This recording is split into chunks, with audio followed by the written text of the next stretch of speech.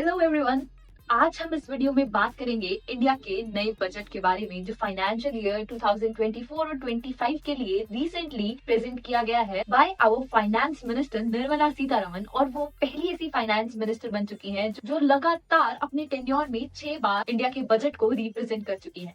India के budget का main focus है विकसित भारत बाय 2047 और इसका विजन है prosperous Bharat, harmony with nature, modern infrastructure, opportunities for all with sustainable development and growth. और इसके लिए डेवलपमेंट मंत्रा अब तक रहा था सबका साथ सबका विकास, उसके बाद ये बना सबका साथ सबका विकास सबका विश्वास और अब इसमें जुड़ गया है सबका प्रयास, which will lead to a developed India by 2047। ये बजट फोकस करता है पीपल सेंट्रिक सस्टेनेबल डेवलपमेंट पर, जिसमें सभी तरह के इंफ्रास्ट्रक्चर की डेवलपमेंट पर फोकस किया जाएगा, चाहे वो फिजिकल हो, डिजिटल हो या फिर सोशल। डिजिटल पब्लिक इंफ्रास्ट्रक्चर पर भी बहुत ज्यादा जोर दिया जा रहा है जो बात करता है इकोनॉमी को फॉर्मलाइज करने की, फाइनेंशियल इंक्लूजन की, which drives innovation and competition और मार्केट को एक्सपैंड करने में बहुत ज्यादा हेल्प करता है। उसके साथ साथ टैक्स बेस को जीएसटी की हेल्प से डीपेन और वाइडन करने की भी कोशिश की जा रही है। फाइनेंशियल सेक्टर इतना स्ट्रेंथन हो गया है which board a lot of savings और क्रेडिट एंड इन्वेस्टमेंट को वापस से उसी ट्रैक और उसी पेस पर ला दिया है। जीआईएफटी आईएफएससी के बारे में आप लोगों ने सुना होगा, इंटरनेशनल फाइनेंशियल सर्विस सेंटर, जो गुजरात में एक स्पेशल इकोनॉमिक जोन है और ये एक फाइनेंशियल हब है जो वर्ल्ड क्लास इंफ्रास्ट्रक्चर और सर्विसेज प्रोवाइड करता है फाइनेंशियल इंस्टीट्यूशंस को। इसके साथ साथ फोकस है प्रो एक्टिव इन्फ्लेशन मैनेजमेंट पर और कोशिश की जाएगी कि पूरी कंट्री के सभी पार्ट्स इंडिया की इकोनॉमिक ग्रोथ का हिस्सा बने। इस बजट के 2 फोकस एरियाज हैं। पहले फोकस एरिया का पहला पार्ट है गरीब कल्याण यानी देश का कल्याण। डायरेक्ट बेनिफिट ट्रांसफर के जो बेनिफिशियरीज हैं उनको जब गवर्नमेंट ने ये डायरेक्ट बेनिफिट ट्रांसफर दिए उसकी वजह से 2.7 लाख करोड़ की सेविंग्स हुई। 25 crore people moved out of multi dimensional poverty. 78 lakh street vendors को क्रेडिट असिस्टेंस फैसिलिटी मिली अंडर पीएम स्वनिधि स्कीम। पहले फोकस एरिया का दूसरा पार्ट है empowering the youth. 1.4 crore youth को ट्रेन किया गया है अंडर स्किल इंडिया मिशन में और इंडियन यूथ की एंटरप्रेन्योरल एस्पायरेशंस को ध्यान में रखते हुए और उनकी इन एस्पायरेशंस की इकोनॉमी में वैल्यू को समझते हुए 43 करोड़ लोन्स सैंक्शन हुए हैं पीएम मुद्रा योजना के अंडर। अब हम बात करते हैं इस बजट के दूसरे फोकस एरिया के बारे में। दूसरे फोकस एरिया का पहला पार्ट है वेलफेयर ऑफ फार्मर्स और अन्नदाता। 11.8 करोड़ फार्मर्स को डायरेक्ट फाइनेंशियल असिस्टेंस मिली है पीएम किसान योजना के अंडर। 4 करोड़ फार्मर्स को क्रॉप इंश्योरेंस मिला है अंडर पीएम फसल बीमा योजना। बजट के दूसरे फोकस एरिया का दूसरा पार्ट है नारी शक्ति, एम्पावरिंग द विमेन एंटरप्रेन्योर्स के लिए 30 करोड़ लोन्स पीएम मुद्रा योजना के अंडर सैंक्शन हुए हैं। 10 सालों के अंदर हायर एजुकेशन में फीमेल एनरोलमेंट रेट 28% तक इंक्रीज कर गया है। 43% विमेन ने स्टेम कोर्सेज में खुद को एनरोल किया है which include technology, economics and maths like subjects. And 1 crore women are assisted by 83 lakh self help groups to make them Lakhpati Didi. इस कम्प्लीटली विकसित भारत के गोल को अमृत काल माना जा रहा है जहाँ पर इंडिया एक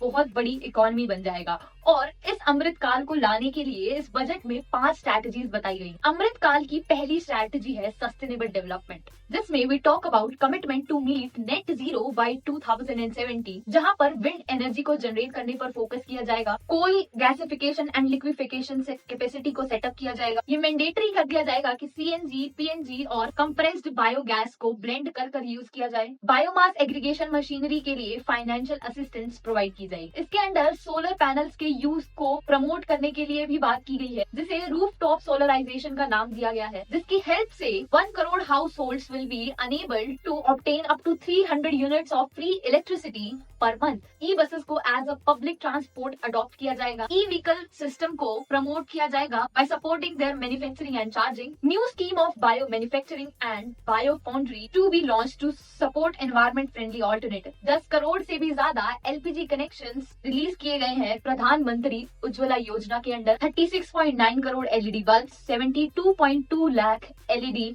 tube lights and 23.6 lakh energy efficient fans distribute किए गए हैं under Ujala scheme. 1.3 crore LED street lights installed under SNLP. इस अमृत काल के लिए दूसरी स्ट्रैटेजी है infrastructure and investment. 3 major railway corridors को इम्प्लीमेंट किया जाएगा under PM Gati Shakti to improve logistics efficiency and reduce cost. Foreign investment को प्रमोट किया जाएगा via bilateral investment treaties and policies. Existing airports को एक्सपैंड किया जाएगा and comprehensive developments of new airports under UDAN scheme. Urban transformation किया जाएगा metros को run कर and NaMo Bharat. Physical infrastructure India में बहुत ज्यादा ग्रो कर रहा है और एक्सपेक्टेशंस है कि आने वाले टाइम में इसकी ग्रोथ की तेजी और ज्यादा होगी। अमृत काल के लिए थर्ड स्ट्रैटेजी है inclusive development. Aspirational district programmes run किए जाएंगे ताकि स्टेट्स में फास्टर डेवलपमेंट हो सके और एम्प्लॉयमेंट जनरेशन हो सके। इस बार का बजट हेल्थ पर भी काफी ज्यादा फोकस कर रहा है। गर्ल्स के लिए सर्विकल कैंसर वैक्सीन को एनकरेज किया जाएगा। सक्षम आंगनवाड़ी एंड पोषण 2.0 स्कीम्स के अंडर इम्प्रूव्ड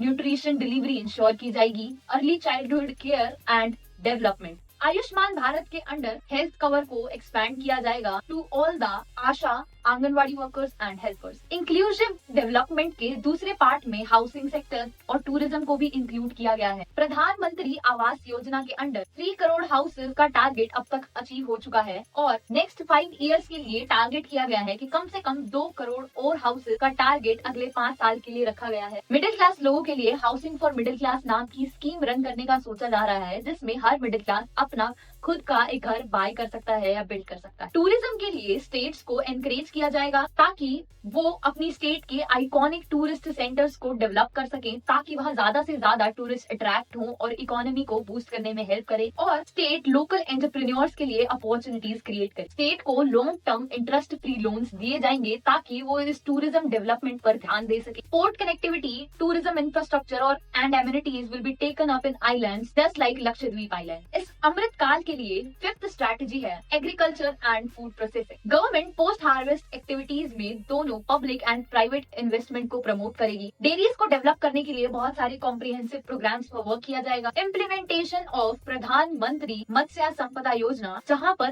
एक्वाकल्चर पर फोकस किया जाएगा। एक्सपोर्ट्स को बढ़ाया जाएगा and generate more employment opportunities. 5 integrated aqua parks भी सेटअप किए जाएंगे। 2023 और 24 के बजट में 2025 करोड़ रुपीस एलोकेट किए गए थे ब्लू रेवोल्यूशन के लिए, बट 2024 एंड 25 के फाइनेंशियल ईयर के बजट में ये एलोकेशन बढ़ाकर 2352 करोड़ कर दिया गया है। टैक्सेशन रिफॉर्म से बहुत सारे अचीवमेंट्स देखने को मिले हैं इकोनॉमी में। डायरेक्ट टैक्स कलेक्शन 10 सालों के अंदर अंदर ट्रिपल से भी ज्यादा हो चुका है। Average monthly gross GST collection बढ़कर डबल हो चुकी है to 1.66 lakh crore rupees financial year 24। इससे कंज्यूमर्स को ये बेनिफिट हुआ है कि लॉजिस्टिक्स कॉस्ट रिड्यूस हो गई है और सभी गुड्स एंड सर्विसेज की कॉस्ट भी रिड्यूस हुई है। जीएसटी के बारे में कुछ पॉजिटिव सेंटिमेंट्स भी देखने को मिले हैं। 94% इंडस्ट्री के लोगों को लगता है कि जीएसटी की वजह से मार्केट में पॉजिटिविटी देखने को मिली है। 2019 के बाद से इंडिया के इंपोर्ट्स में एक रिडक्शन देखने को मिला है। 47% at inland container depots, 28% at air cargo complexes and 27% at the sea ports. पर टैक्स रेट्स इस साल सेम ही रखे गए हैं बिकॉज इस साल का बजट सस्टेनेबल डेवलपमेंट पर ज्यादा फोकस करता है। डायरेक्ट एंड इनडायरेक्ट टैक्सेस के लिए सेम टैक्स रेट्स हैं। इसमें इंपोर्ट ड्यूटीज भी इंक्लूडेड हैं। कॉर्पोरेट टैक्सेस के लिए 22% for existing domestic companies, 15% for certain new manufacturing companies and there are no liabilities for taxpayers जिनकी income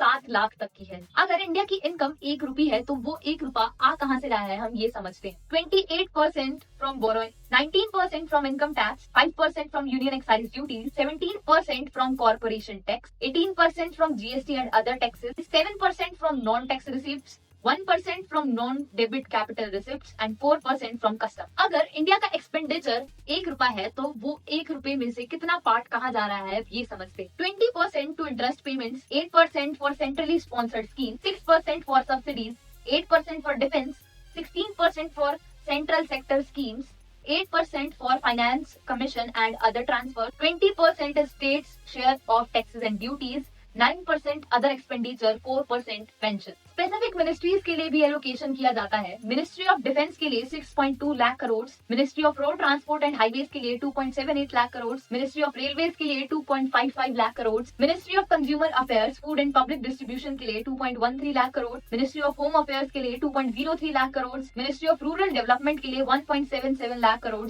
ministry of chemicals and fertilisers के लिए 1.68 lakh crore, ministry of communications के लिए 1.37 lakh crore, ministry of agriculture and farmers welfare के लिए 1.27 lakh crore. Major schemes के लिए भी बजट में एलोकेशन किया गया है। For Mahatma Gandhi national rural employment guarantee scheme 86,000 crore का एलोकेशन किया गया है। आयुष्मान भारत योजना के लिए 7,500 crore rupees, production linked incentive scheme के लिए 6,200 crore, modified programme for development of semiconductors and display manufacturing ecosystem के लिए 6,903 करोड़, सोलर पावर ग्रिड के लिए 8,500 crore, national green hydrogen mission के लिए 600 करोड़। ये था इस साल के बजट का एनालिसिस। अगर आपको ये वीडियो अच्छी लगी, do like it, share, comment and subscribe to our channel.